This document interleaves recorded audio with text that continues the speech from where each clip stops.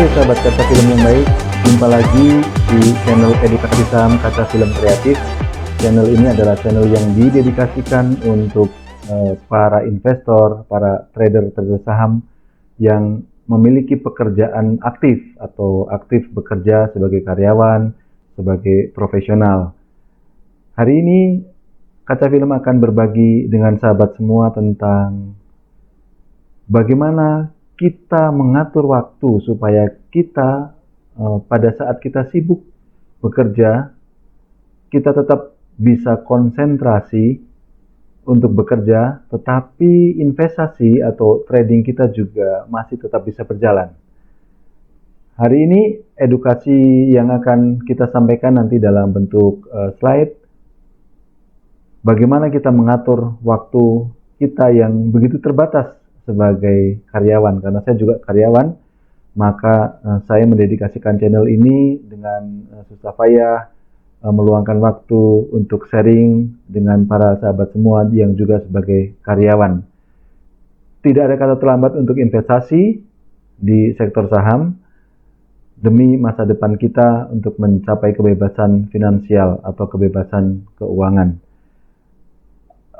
Sesi edukasi pada hari ini terinspirasi ketika saya menyelesaikan perkuliahan atau pada saat saya sedang kuliah mengambil master bisnis di Bandung. Beberapa teman itu bertanya tentang saham. Bagaimana kalau kita sebagai karyawan sudah mau memasuki masa pensiun, apakah kita bisa untuk masuk di saham atau nanti saja pada saat pensiun? Nah, maka atas pertanyaan-pertanyaan itu memunculkan atau memberi ide kepada saya untuk berbagi dan juga membuka channel edukasi saham ini bagi para karyawan yang sibuk bekerja supaya tetap bisa bekerja dengan baik, dengan penuh konsisten bekerja, dedikasi tinggi, tetapi pekerjaan sambilan kita sebagai trader dan juga investor di saham tetap bisa berjalan. Selamat mengikuti, semoga video ini bermanfaat bagi sahabat semua.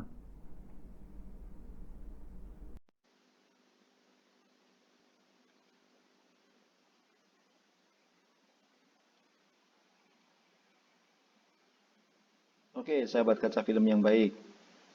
Kita langsung saja. Tema kita pada hari ini adalah tetap fokus kerja, optimis investasi, enjoy trading. Ini satu langkah mencapai financial freedom. Nah, sebagai summary-nya adalah edukasi pada hari ini bagaimana cara karyawan tetap bisa melakukan investasi dan trading saham tanpa mengganggu aktivitas kerja. Ini adalah subtema kita pada hari ini. Kita mungkin langsung saja, sebelum saya jelaskan, nanti yang akan kita bahas adalah bagaimana kita mengatur waktu pada saat kita harus melakukan analisa, kapan kita harus melakukan analisa, kapan kita harus melakukan order, memasukkan order pembelian, kapan kita harus melakukan pengamatan, kapan kita harus melakukan eksekusi berupa cut loss, ataupun eksekusi berupa pengambilan profit atau take profit, dan kapan kita, yang paling penting, kapan kita tetap fokus menjalankan pekerjaan kita, agar pekerjaan kita sebagai penopang utama dalam siklus kehidupan kita itu tetap kita jalankan dengan baik dan fokus. Sebelum masuk, karena ini satu langkah untuk mencapai kebebasan finansial atau financial freedom. Dengan pertanyaan, berarti kalau kita tidak investasi di saham atau kita tidak trading di saham, kita tidak mungkin tercapai kebebasan finansial. Bukan begitu. Kebebasan finansial itu merupakan kondisi di mana seorang dapat memenuhi kebutuhan kebutuhan hidupnya ya, sesuai dengan siklus kehidupannya, tanpa mengalami masalah keuangan ketika mencapai atau memenuhi kebutuhan hidupnya itu, karena sudah ada perencanaan atau persiapan sebelumnya. Ada perencanaan dan persiapan sebelumnya. Kebutuhan hidup pun kita pingin apa, itu ada perencanaan. Setiap orang berbeda-beda perencanaan kebutuhan hidupnya. Tetapi secara siklus, di sini setiap orang sama, hampir sama. Ada yang tidak mengalami mungkin ya. Ketika orang lahir, sekolah, itu masih menjadi tanggungan orang tua biasanya. Tetapi setelah bekerja, dimulai dari siklus setelah bekerja, kebanyakan orang berpikir bagaimana setelah bekerja dia akan menikah, setelah bekerja dia pingin punya rumah, pingin punya mobil, pingin punya properti yang lain, handphonenya bagus, dan sebagainya. Kemudian setelah menikah tentunya pingin melahirkan, pingin punya anak, pingin punya putra-putri. Dan setelah putra-putrinya menjelang besar, dididik, kemudian dengan pendidikan yang baik tentunya. Dan juga pingin ada rekreasi, dan juga pingin memberikan sedikit yang sudah dimiliki untuk kegiatan religi, memberikan sumbangan dan sebagainya. Dan ke depan pasti akan menjalani masa tua dan menyapih anak-anaknya atau memandirikan anak. Dan yang tidak kalah penting dan pasti akan meninggal. Nah, itulah siklus kehidupan yang akan dilalui oleh setiap orang. Namun, setiap orang berbeda-beda.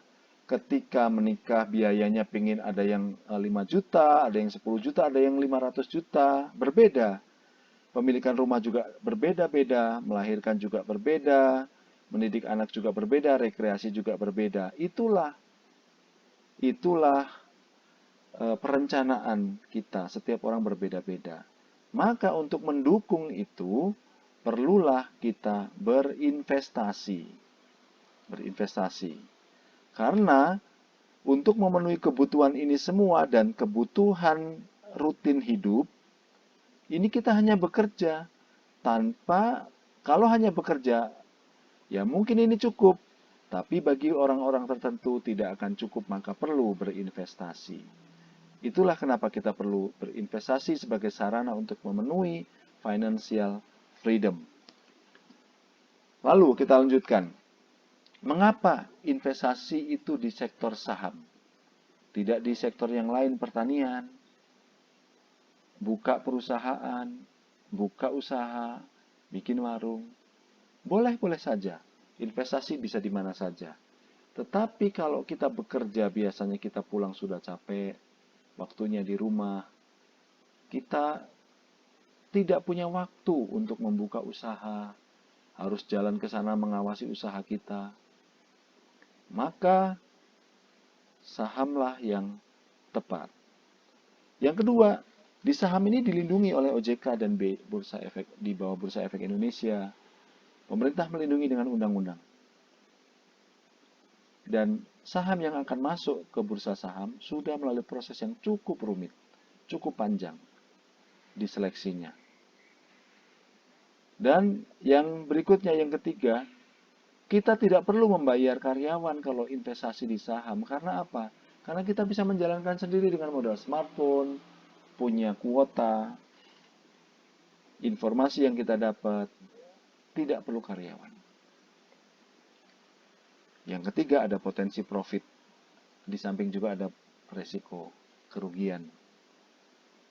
Itu kenapa kita penting, kenapa kita bisa investasi di saham bagi para pekerja. Lalu pertanyaan berikutnya, bagaimana caranya? Kan kita harus kerja juga. Apa kita bisa? Karena jam perdagangan bursa itu pada saat rata-rata jam kita kerja. Jawabnya, bisa, asal kita bisa mengatur. Maka sesi kali ini saya membagi kepada teman-teman bagaimana kita mengaturnya supaya tidak berbenturan dengan pekerjaan kita, supaya pekerjaan kita tetap fokus dijalankan. Cara yang pertama pasti tentunya teman-teman, sahabat kaca film harus mendaftar ke perusahaan sekuritas tertentu. Perusahaan sekuritas itu apa? Yaitu perusahaan yang memperantarai perdagangan kita yang punya uang ke bursa efek. Harus ada perusahaan sekuritas. Ada Ajaib Sekuritas, Mandiri Sekuritas, BNI Sekuritas, MNC Sekuritas, dan ada banyak sekuritas yang lain yang tentunya sudah di bawah pengawasan OJK dan diakui di negara kita. Setelah kita mendaftar, mendaftarnya sekarang cukup mudah, tidak perlu datang mengirim formulir, cukup dengan online sekarang. Yang kedua, kenali profil resiko kita sebelum kita investasi. Apakah kita takut kalau kita berinvestasi, takut kehilangan uang kita, maka kita hati-hati. Atau kita sangat berani profil resikonya. Kita harus mengenali dulu sebelum masuk. Karena ini menjadi dasar. Seberapa kita akan meresikokan uang kita ketika kita harus mengalami kerugian. Kita harus paham itu. Yang ketiga, deposit dana tertentu. Setelah kita mendaftar, kita masukkan deposit dana tertentu. Harus dari uang dingin. Uang dingin itu apa? Bukan uang yang dimasukkan ke kulkas baru kita masukkan, bukan. Tapi uang yang tidak digunakan untuk memenuhi kebutuhan hidup kita sehari-hari. Saya punya satu acuan.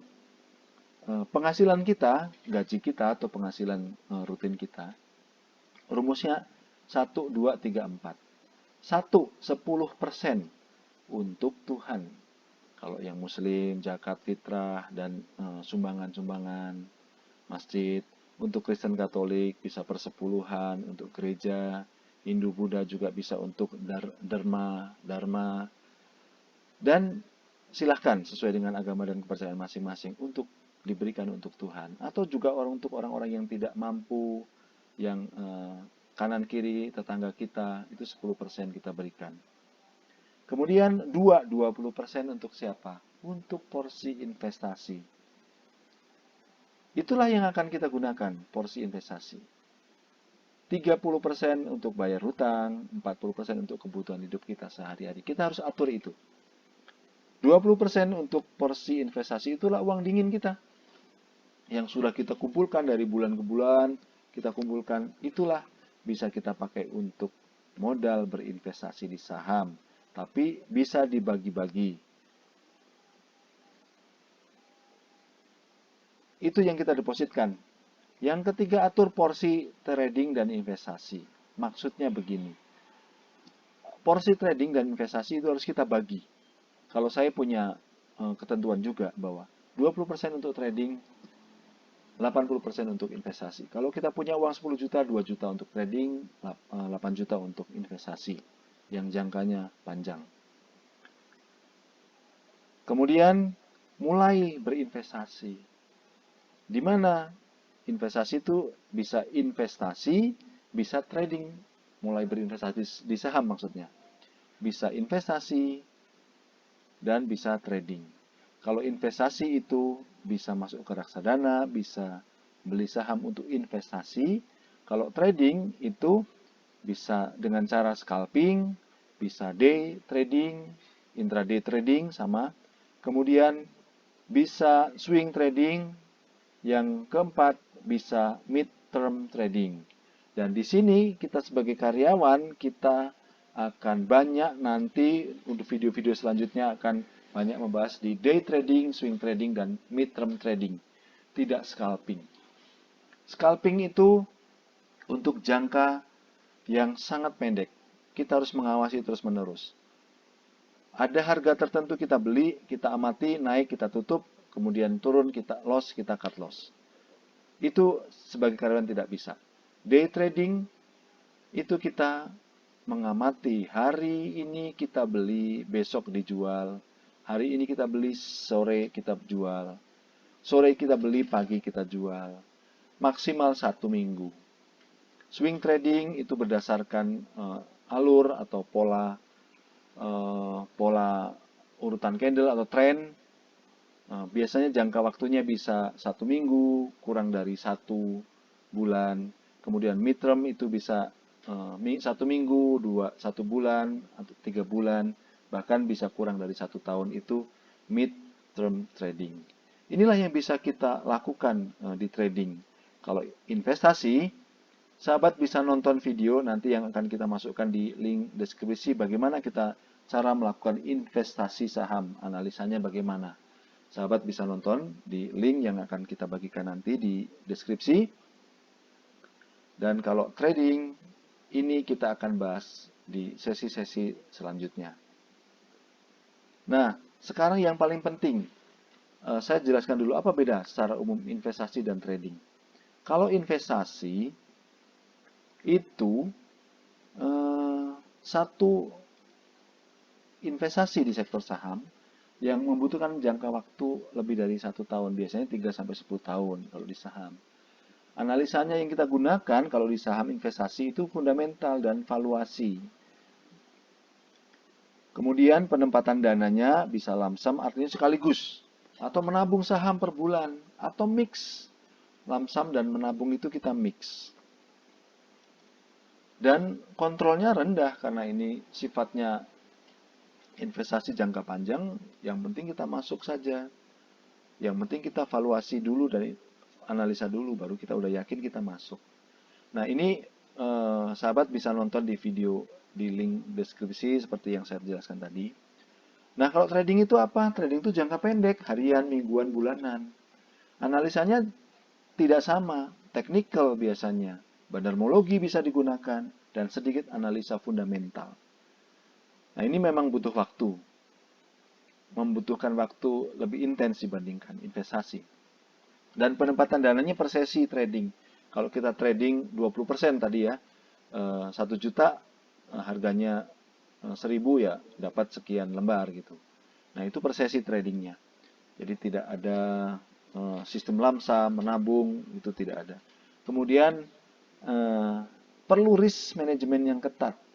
Kalau di saham yang paling penting untuk trading, sahabat harus siap untuk cut loss. Kalau memang prediksi harga kita salah, jangan ditunggu-tunggu, harus cut loss karena ini sifatnya jangka pendek. Kemudian kontrolnya juga lebih tinggi ini trading. Itu bedanya. Nah, sekarang saya yang paling penting ini dijelaskan di sini. Aktivitas trading para karyawan. Ini ala kaca film kreatif. Ini rekomendasi dari kaca film kreatif. Pertama, Sabtu Minggu kan kita ada yang libur, ada yang Sabtu masuk setengah hari. Sabtu sore, kemudian hari Minggu dari pagi sampai malam. Bisa kita lakukan analisa, dan setelah kita lakukan analisa secara teknikal, bandarmologi, kita masukkan ke watchlist. Di perusahaan sekuritas itu ada watchlistnya, kita masukkan. Jadi, ini kita nggak bekerja. Analisa tutup di hari Jumat kan perdagangan, kita analisa. Lalu berganti waktu, ini hari Senin. Hari Senin subuh. Hari Senin subuh, kalau bangun subuh, kalau nggak bisa subuh berarti minggunya, minggu malam. Boleh ini, sama dengan minggu malam. Tempatkan order buy di luar jam perdagangan buka dengan harga bawah. Maksudnya harga bawah, nanti akan saya bahas di teknik-teknik trading bagi kita sebagai karyawan. Kenapa harga bawah itu penting? Kalau langsung, biasanya karena pengamatan kita tidak seintens orang yang tidak bekerja, kita sering terkena kerugian dan kita harus cut loss sering. Maka harus harga bawah. Apa resiko harga bawah? Nanti dijelaskan di sesi yang lain. Kemudian, setelah kita menempatkan order di harga bawah terhadap hasil analisa yang kita masukkan di watchlist, kita tunggu. Hari Senin masuk jam 9 perdagangan buka. Di sini kita kerja. Nggak usah berpikir saham, biarkan. Biarkan eh, alat kita, smartphone kita yang bekerja untuk mengeksekusi orderan kita. Ketika sesi ini berjalan, kan kita kerja juga ada istirahat makan siang. Kita boleh sesekali ngintip di saat istirahat makan siang. Kemudian sesi berikutnya, sesi 2, jam 14.45 sampai 16. Ini maksudnya setelah kita selesai bekerja. Kita langsung cek order kita tadi udah terhit belum, kena belum. Kalau udah kena kita lihat, sudah untung udah belum. Kalau sudah untung langsung take profit, hajar kanan. Maksudnya, hajar kiri. Maksudnya langsung kita hajar kiri, kita jual. Kalau udah rugi, batas kerugiannya tertentu, ya kita stop loss atau cut loss yang sudah kita atur atau kita tentukan di analisa secara teknikal. Kita cut loss. Harus berani. Lalu kita bisa order atau beli, buy, hajar kanan. Untuk apa? Ketika beberapa saham yang tidak terhit tetapi sudah kita amati, harganya sudah sesuai di bawah dengan yang kita prediksi dan besok akan naik. Boleh hajar kanan. Beli. Tetapi harus yang sudah diamati. Kalau yang belum diamati tidak boleh. Kita mengamati di sini tidak boleh. Karena waktunya tidak cukup di sini. Setelah itu sudah dilalui. Kalau yang sisa masih belum untung, belum rugi, ya ditahan untuk besok. Malam, berubah ke malam, Senin malam. Bisa kita udah profit, bisa kita udah loss ya. Senin malam. Kita amati lagi seperti di sini. Mana yang akan kita tambah untuk kita masukkan watchlist untuk kita beli. Sama analisa. Jangan terlalu lama analisanya. Lalu subuh masukkan order yang akan kita beli di luar jam perdagangan. Ordernya bisa sell, bisa buy. Kalau sell itu yang kemarin sisa, belum kejual, ya kita order sell. Buy itu berarti yang baru yang sudah kita amati di sini. Lalu Selasa, sesi 1 sama kerja. Sesi 2 sama dengan yang hari Senin. Begitu terus menerus sampai dengan hari Jumat. Dan kalau sudah lewat, saham itu sudah lewat beberapa hari, tetap berada di situ, sebaiknya hentikan di dalam 1 minggu. Nah, inilah waktu yang kita rekomendasikan. Ini hanya rekomendasi, tidak mengharuskan. Hanya rekomendasi. Ini contoh. Misal, hari Sabtu kita analisa saham, ada 4 yang kita analisa, dimasukkan watchlist. AAA, BBBB, CCCC, DDDD. Tentukan target beli dan target jualnya. Target beli di harga X, target jualnya untung 2-5%. Hari Sabtu atau Sabtu malam atau Minggu malam atau Senin setelah analisa, ya Senin subuh, order pending, maksudnya order pesan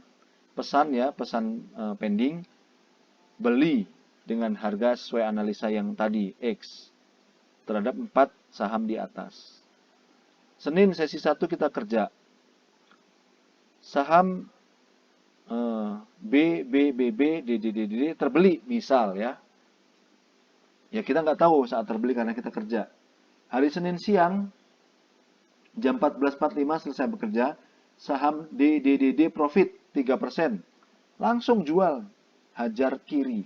Langsung jual tanpa di order hajar kiri langsung. Kan udah 3%. Lalu saham BBB loss 1%. Nah, kalau loss 1% bisa ditahan, bisa dijual tergantung analisa kita. Kita resikonya mau berapa persen. Kalau resikonya 1% ya jual. Hajar kiri juga.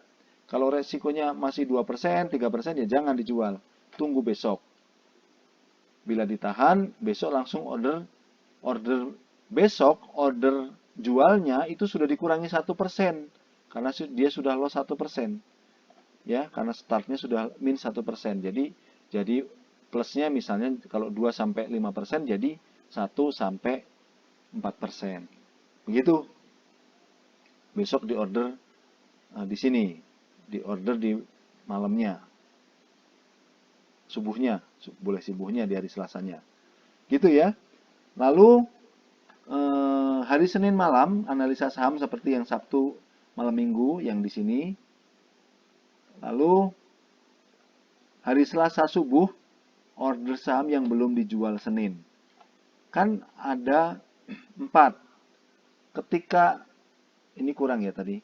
Ketika 2 saham lagi sudah terbeli di sore hari, ya, misalnya tadi kan saham CCCC terbeli di sore hari, saham BBB tidak terbeli. Saham CCCC itulah yang kita order untuk hari Selasa, di Selasa subuh. Dan yang saham yang kodenya ini BBBB yang loss 1%. Kalau masih ditahan berarti kita order jual di hari Selasa subuh. Order jual ya. Lalu tambah lagi order saham hasil analisa yang Senin malam. Kan sudah ada yang terjual. Artinya uang kita masih cukup untuk beli saham tertentu. Nah, itu order. Begitu seterusnya. Jadi tidak mengganggu waktu kerja kita. Begitu sahabat. Itu yang bisa kita bagikan.